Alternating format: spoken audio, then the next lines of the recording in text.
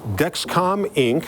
empowers people to take control of diabetes through innovative continuous glucose monitoring, that's CGM systems.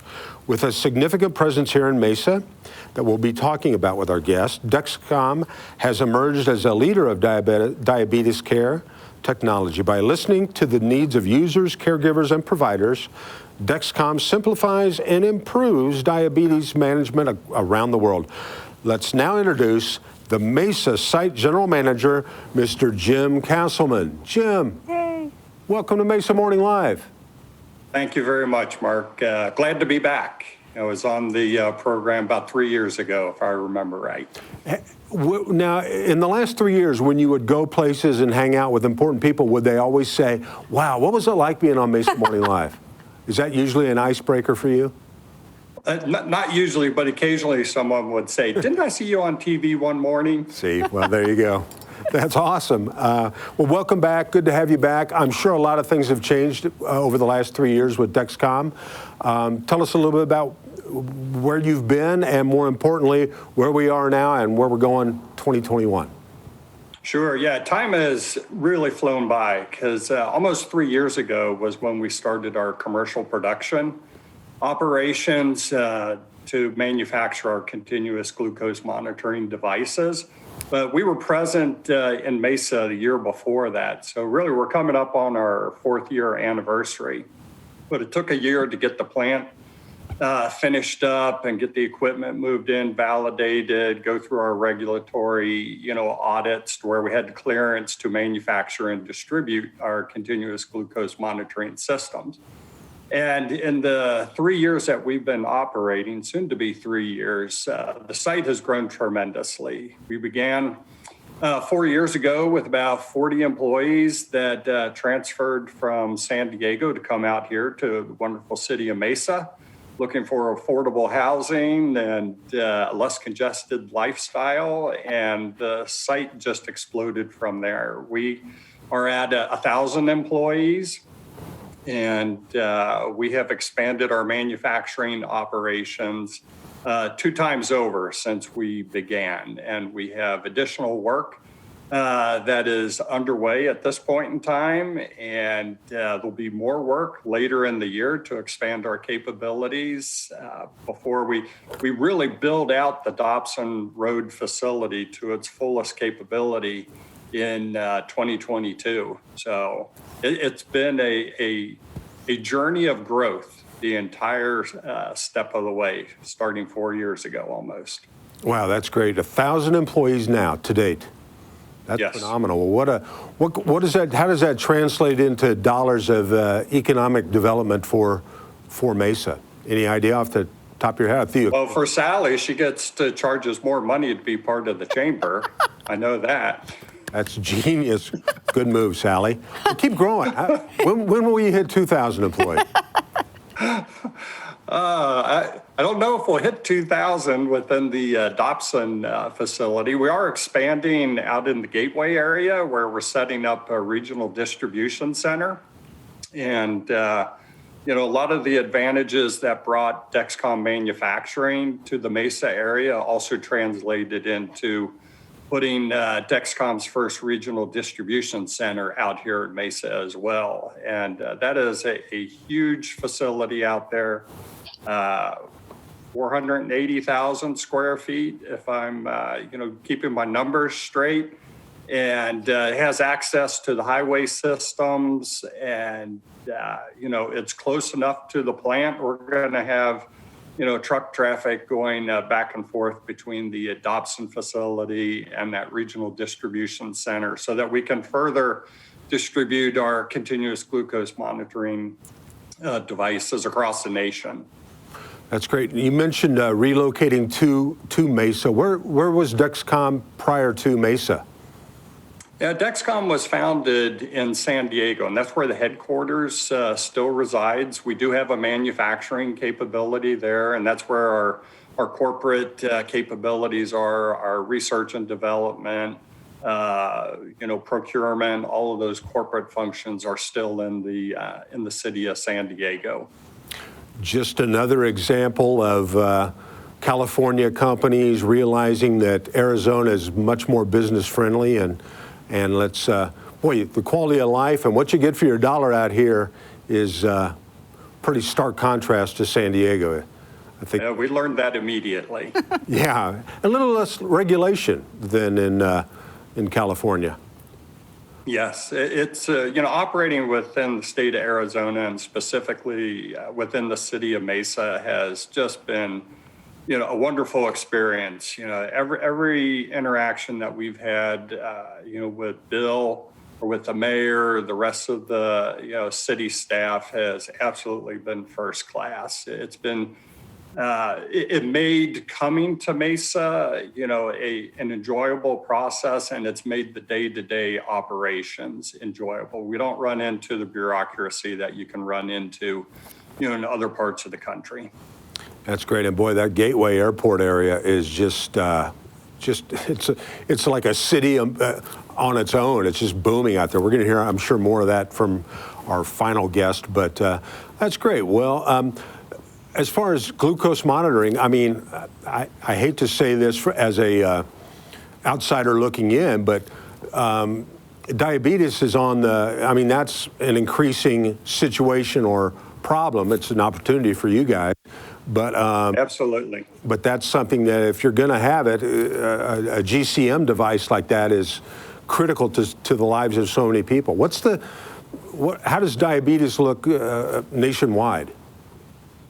It is expanding, like you mentioned, Mark, and the capabilities of our CGM, our continuous glucose monitoring system, it provides patients real-time data of where their blood glucose level is. It is provided to the patient every 5 minutes electronically. We use Bluetooth technology. It goes to their smartphone or it goes to a receiver if they don't have a smartphone, and they can trend, what their trajectory is. Is my blood glucose level, is it rising? Is it falling? Hey, I'm exercising. It's causing this effect to my blood glucose level. And it really empowers the patient to be able to take control of their lives versus the old days where you did finger stick pricks. And you checked what your blood glucose reading was at that moment.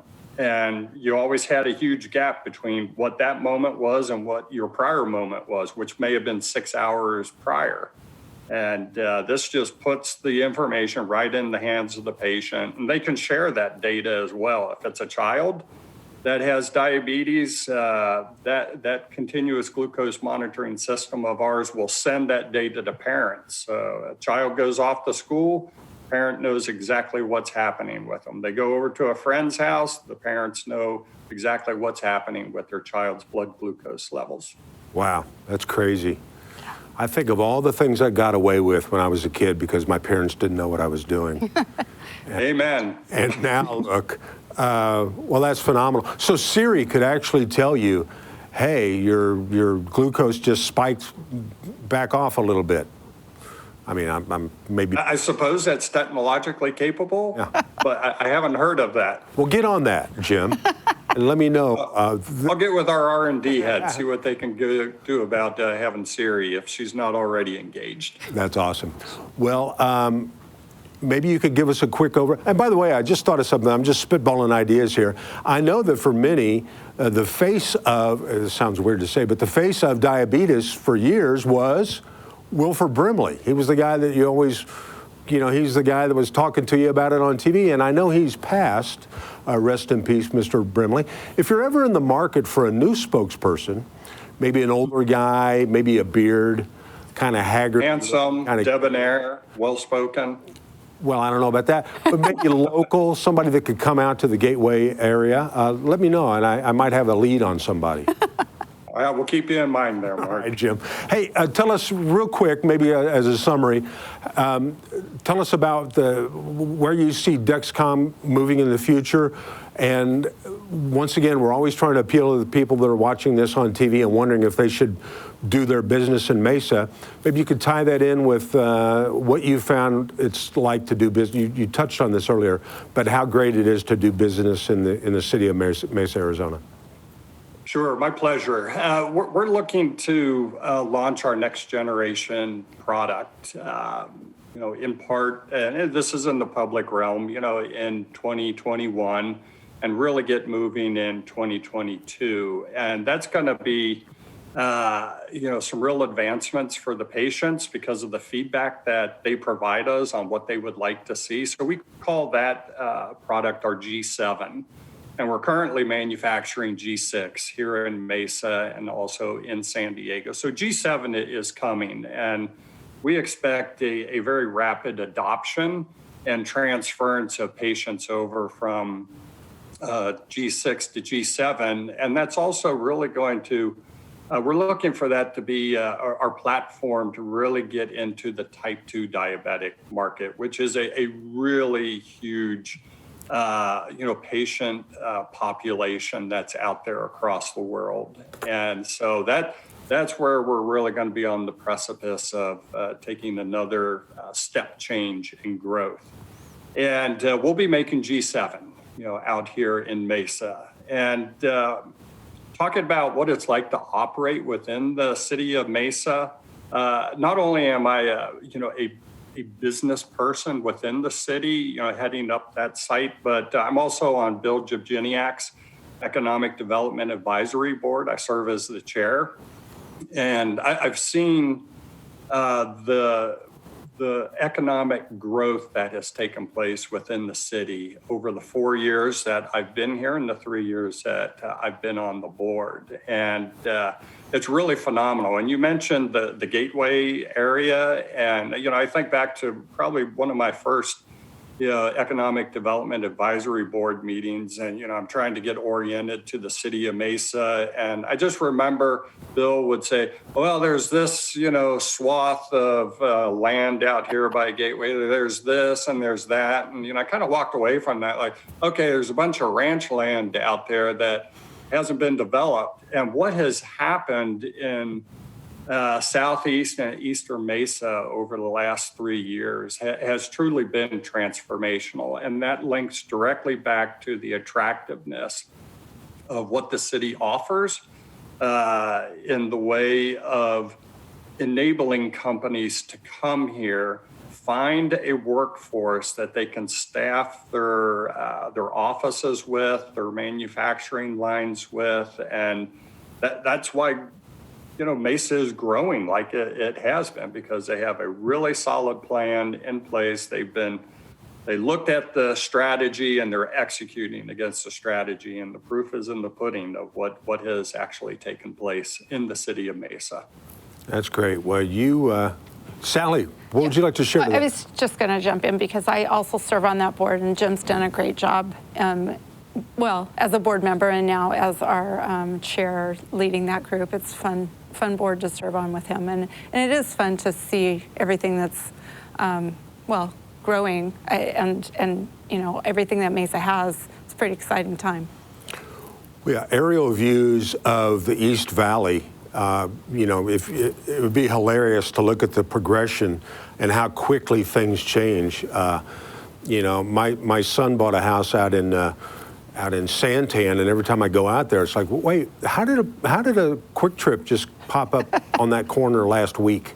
But that's what's going on, and it's all because we got a great business climate, and as far as climate, we got the best weather on the planet 9 months a year. And with the money you save by not having to live in San Diego prices, buy a house in Flagstaff. You could really probably have 2 homes here and have the best of both worlds cheaper than you can in San Diego. But anyway, great to have you here, Jim. Thank you so much. Please come back before 3 more years go by. It's great to have you on Mesa Morning Live. We'll do that, Mark. Thank you so much. Good work. Bye. Thanks, Dexcom. Appreciate it very much.